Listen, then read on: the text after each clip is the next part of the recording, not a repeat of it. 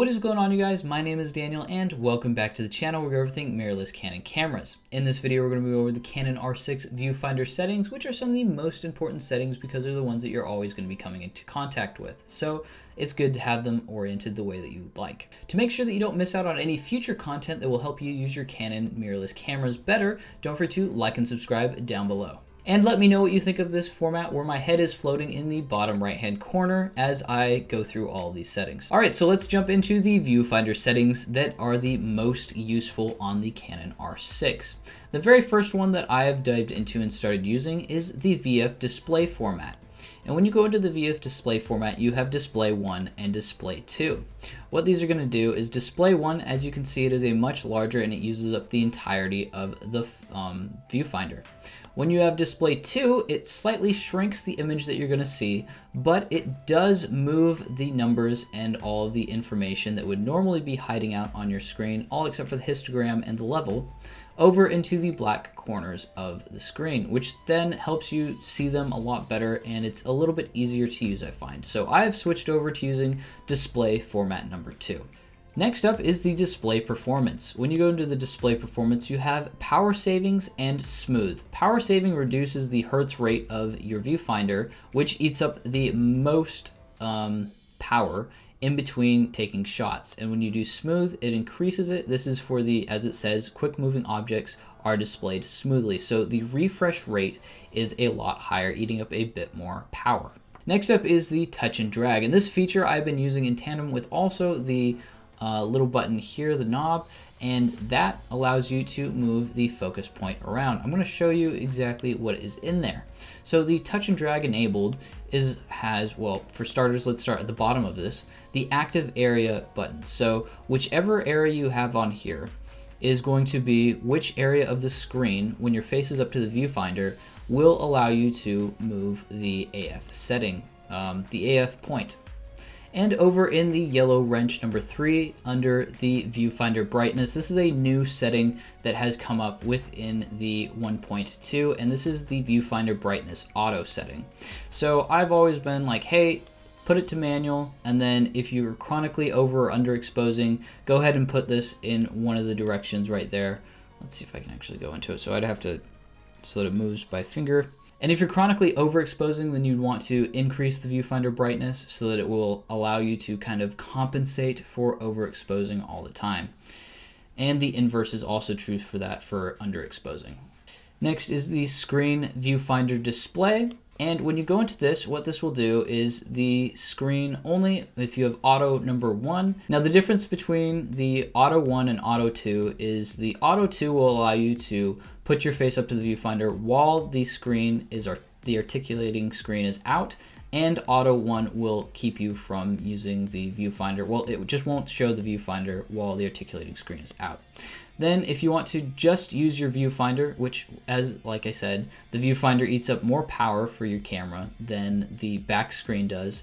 So if you just want to use the viewfinder, you can select here, or you can just use the back screen, and then when your face is going up to the viewfinder, or if your finger is constantly going over it and it feels like your face is up to it, that can be super annoying sometimes. So just coming here and pressing screen only is going to help you. I'm going to put this back to where I had it. And then, like I said, the back screen brightness here, you can adjust that. Like I said, the chronic over and underexposing analogy works there as well. Then there's the screen viewfinder tones, which you can go into and adjust. I've kept mine on normal. I have no problem with this, especially if you're shooting raw. If you're just a JPEG shooter, which I don't know why you would be, this might be something you'd want to go into and fine tune and adjust. And then down below you have the fine tune VF colors, and this should be, you know, you go through there and you can look into the viewfinder. If you actually go into the viewfinder, you can see exactly what it is changing. And this should be a process that you go through, and this will be different for every photographer. So the only one that I can think of is this camera is a little bit warm, so maybe you'd put it into the green and the blue down that way. But that is for every photographer to figure out on their own if that's something that they need. Okay, so now we're gonna go into the red camera number 7, and just a stop on our way is the touch shutter disabled. I hate that breaking into my workflow as it just randomly takes photos as I try to adjust different things, like using the Q in the right hand corner of the screen. Just a pro tip, I guess, there. Image review: if you want to be able to review your images inside the viewfinder while you are taking photos, which can be a very, very nice thing to have, even though with the simulated exposure, it's pretty much the exact same no matter what you do. When you take the picture, whatever was on the back, unless you're using flash, is what you get.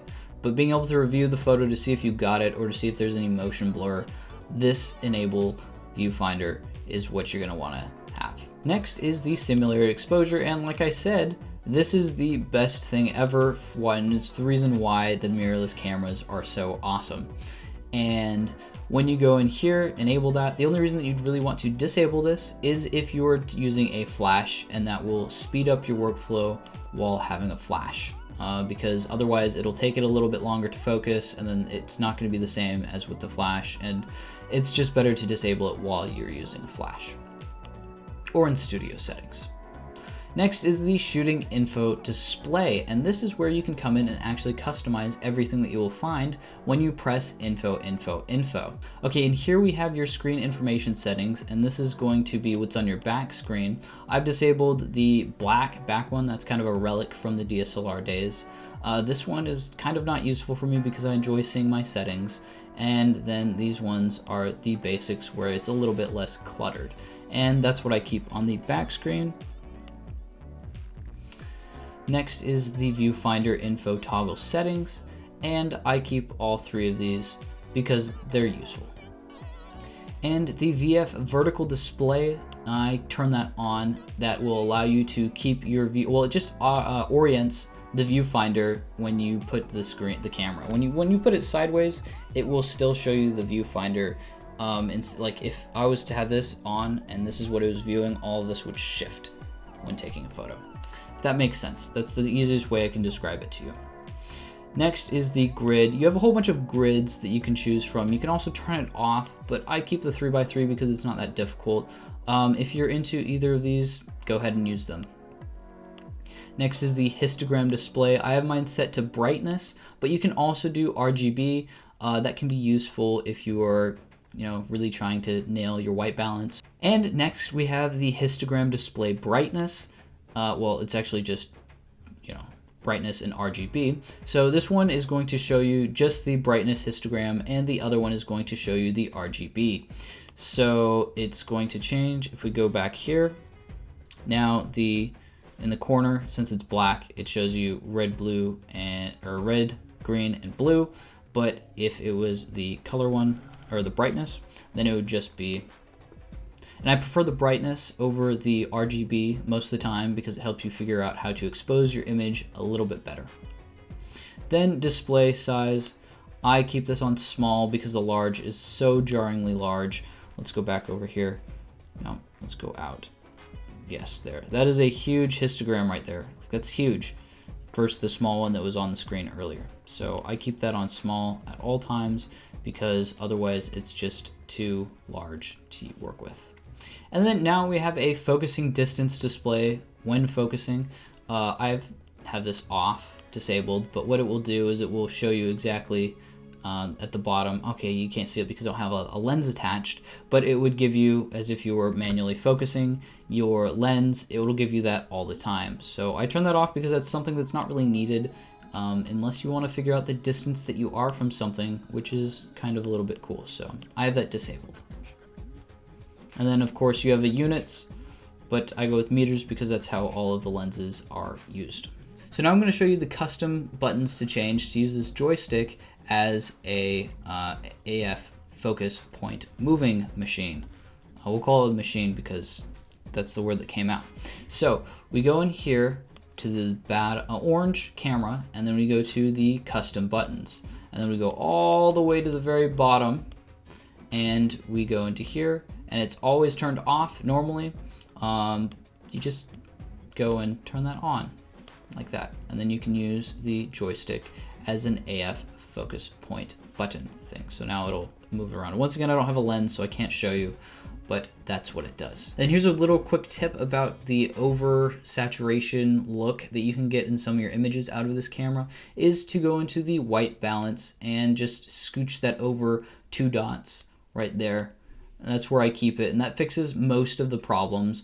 And then another fix that will help when you're indoors is going to the white balance, auto white balance, and then using this one right here, info, and going into the white will be reproduced even under tungsten lights, and click that, and that will make a lot of your images indoors look a lot better and a lot more like the EOS R. Alright, so I hope this video really helped some of you guys out. If you enjoyed this format, let me know down in the comment section. And once again, don't forget to like and subscribe so that you never miss out on future videos, how to use your Canon R6 better. Thank you so very much for watching.